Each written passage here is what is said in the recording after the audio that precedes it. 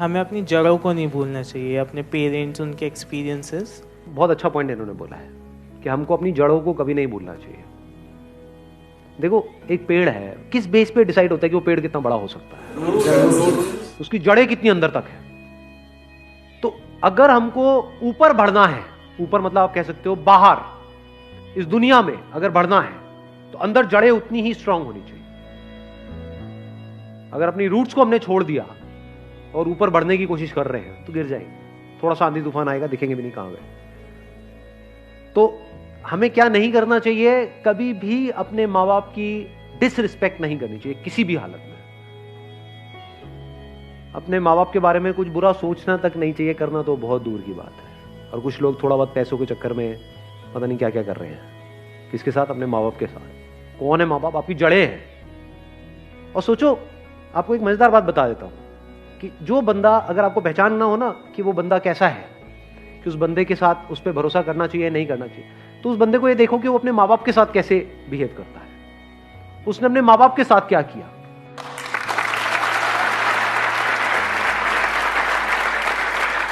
क्योंकि जो बंदा अपने माँ बाप का सगा नहीं हुआ, अपने भाई बहन का सगा नहीं हुआ, वो किसका सगा होगा? उस पर क्या भरोसा करोगे? वक्त आने पे वो आपको भी काटेगा। जिसने अपनी जड़ें काट दी, उसके लिए और दूसरा पेड़ कहां मैटर करता है? आप तो दूसरे हो ना।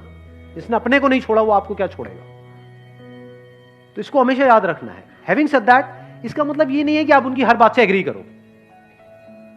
नहीं, ओपिनियन अलग अलग हो सकते हैं। डिसीजंस के बेस पे लड़ाई हो सकती है कि मेरा डिसीजन ये है, आपका डिसीजन ये है, मैं ये चाहता हूं, आप ये चाहते हो। उसमें लड़ाई हो सकती है और वहां पे करनी भी चाहिए। ये नहीं कि जो वो कह रहे हैं हर बात पे हम एग्री कर जाए। ऐसा नहीं होना चाहिए। फिर तो आपकी अपनी आइडेंटिटी ही क्या रही? कुछ भी नहीं है। वो बोलते रहेंगे, आप करते रहोगे। तो रिस्पेक्ट अलग चीज है और डिफरेंस ऑफ ओपिनियन अलग चीज है। तो इसको मिक्स मत करना। बिकॉज मेरे को पता है, मेरी ये बात सुनते ही लोग क्या बोलेंगे कि हाँ, मेरे माँ बाप, अब आप जो कहोगे मैं वही करूंगा। वो कहेंगे बढ़िया है, यही तो हमें चाहिए था। ऐसे ही तो चाहिए हमें कि बेटा चल, अब तुझे ये करना है, तुझे ये करना है, तुझे ये करना है, इतने बजे उठना है, इतने बजे सोना है, इतने बजे यहां जाना है, वहां जाना है, ये होगा वो होगा, ये सारा कुछ। तुमसे लड़ लो। जहां पे अपनापन होता है वहीं पे लड़ाई होती है। अनजान से कौन लड़ता है कभी? यहां पे अनजान में आपस में अभी कोई लड़ाई हुई है आकर के? तू मुझे पसंद नहीं है, फाड़ किया किसी ने ऐसा आपस में? हाँ, नहीं किया। क्यों नहीं किया? क्योंकि अनजान है। क्या अपने अपने घर चले जाना है सबको इस सेशन के बाद में? किससे किसको क्या लेना देना है? अपनों से तो लड़ाई होती है, अपनी बीवी से, अपने पति से, अपने माँ बाप से। तो लड़ो, लड़ने में कोई बुराई नहीं है। अपनेपन से लड़ो। ऐसे लड़ो कि भाई लड़ेंगे, मरेंगे, कटेंगे, जो मर्जी करेंगे, अलग नहीं हो, रहेंगे साथ में।